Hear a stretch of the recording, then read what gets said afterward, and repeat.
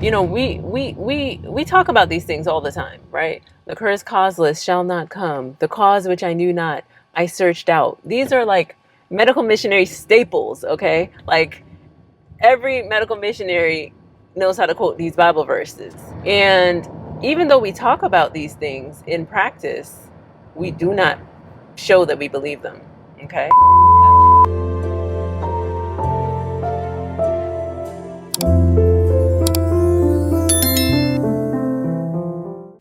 Hey guys, Dr. Janelle Louis here, and I just wanted to record a quick video addressing something that I've been seeing for quite some time, and I've been meaning to address this, but I've had a lot going on, a lot of different responsibilities over the past few weeks, so it's taken a while, but we're here now, and I want to talk about it. So what is it that I want to talk about? Before I tell you, I want to ask you a question. If I were to say to you, I'm experiencing some joint pain, what can I do for that? What would you say? What would be your response? I want you to think about what your response would be. Okay? Now, I want to tell you a story. I'm going to tell you something I recently saw. So I recently saw a post, and the details of the post don't matter because I've seen this type of post over and over and over and over again, okay? So the one that I just happened to see, I'm not going to get into the details, but essentially I saw someone, and they were saying, hey, I have this condition. What can I take for it? Or what can I do? Okay? And of course, as you probably would predict, people began to make recommendations. They were like, hey, try this, do this, take this, But there was one response that got my attention. And when I saw that response, I thought to myself, hey, this person gets it. Okay. And the person's response was, what is the cause? Okay. And I think a lot of times in this work, we find ourselves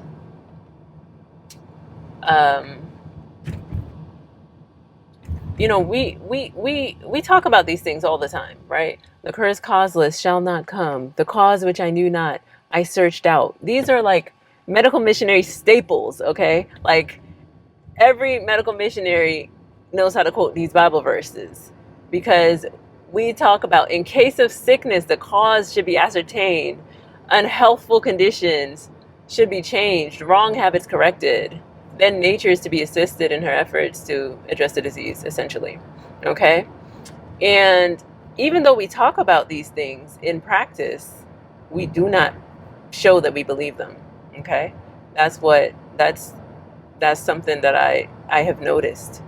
And it's a big problem. It's a big problem in our work because it significantly limits the efficacy of our work. It limits how effective we can be when we do a haphazard job at identifying a cause and addressing that cause. And why is that? It's because herbs are not drugs. What do I mean by that? Herbs are not drugs. Herbs do not function in the same manner as drugs do. Drugs, you can think of drugs kind of like drugs force the body into submission. Hey. Drugs force the body into submission.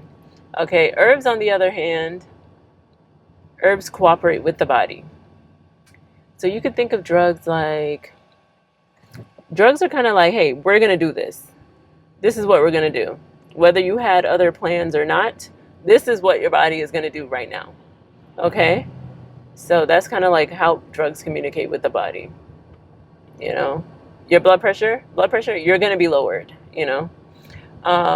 Herbs, on the other hand, they say like, hey, what are you trying to do? Oh, you're trying to address hypertension. You're trying to decrease blood pressure. Well, here's something to help you out as you try to do that. Okay, that's kind of like more so how herbs work. Herbs, they work with the body in order to restore conditions of health. So to help the body do what it wants to do, which is to return to a state of wellness. Okay. Now, herbs are not drugs. Why do I say that, and what do I mean by that? What I mean by that is, a lot of times what I've noticed is that we try to superimpose our understanding of drugs over our understanding of herbs. And this is not what we should do. Okay. How do I know this?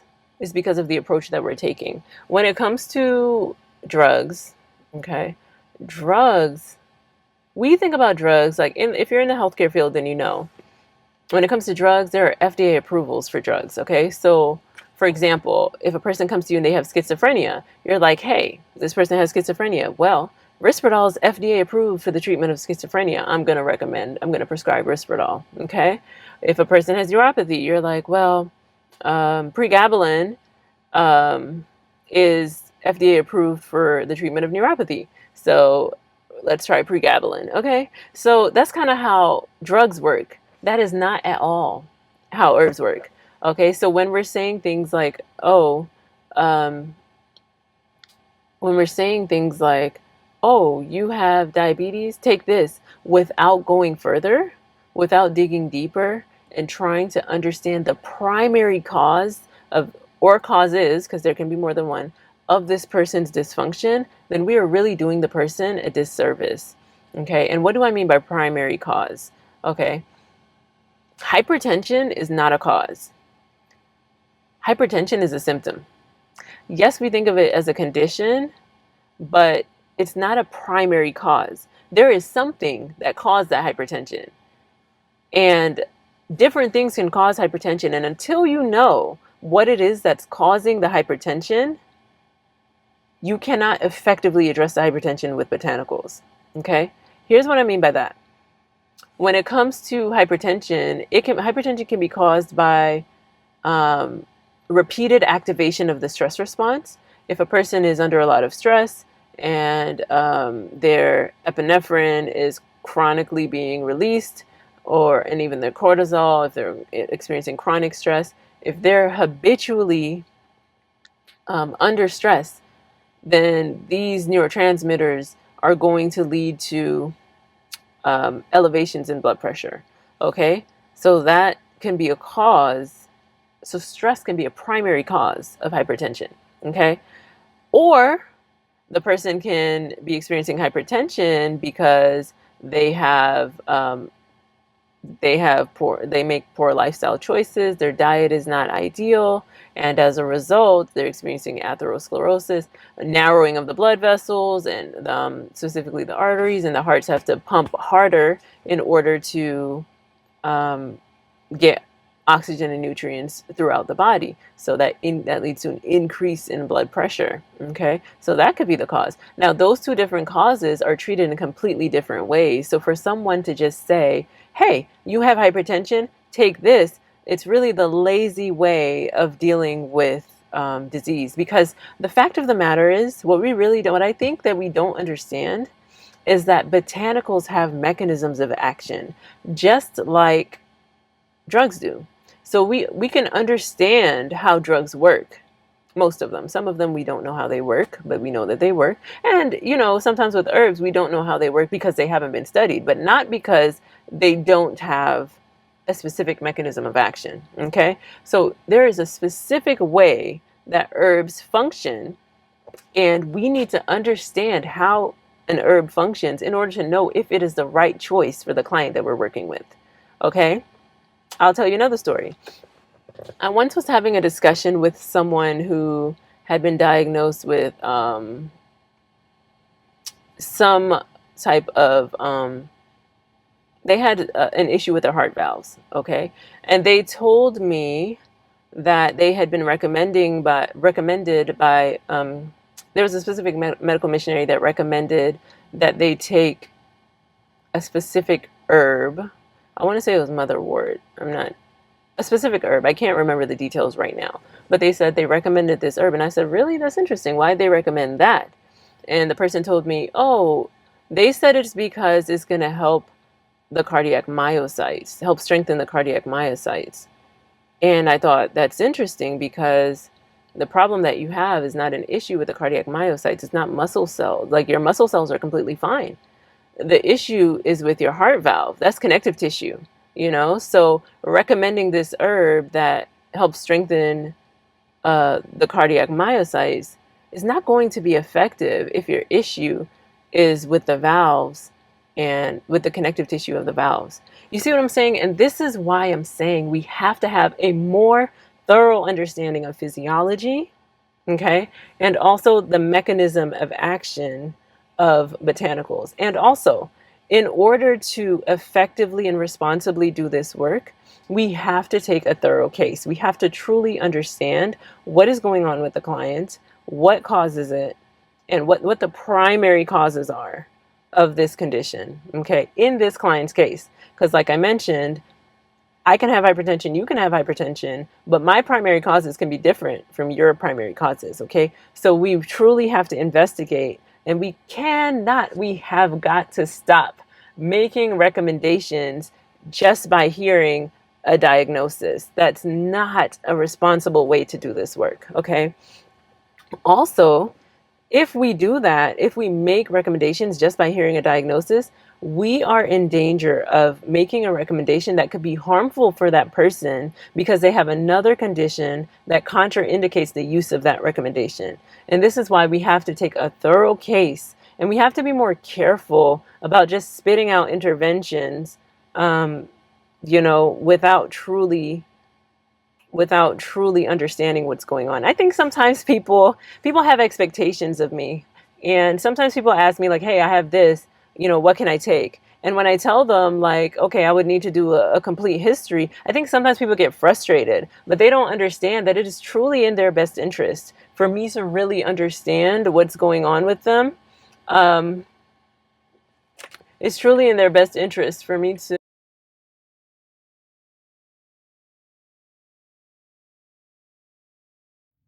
Hey guys, sorry for this interruption. I was here parked at this playground and there was some sketchy behavior going on behind me, so I had to make my escape. So don't mind me as I drive away. Let me go ahead and complete the thought that I was sharing.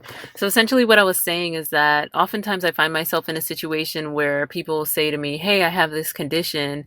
What can I take?"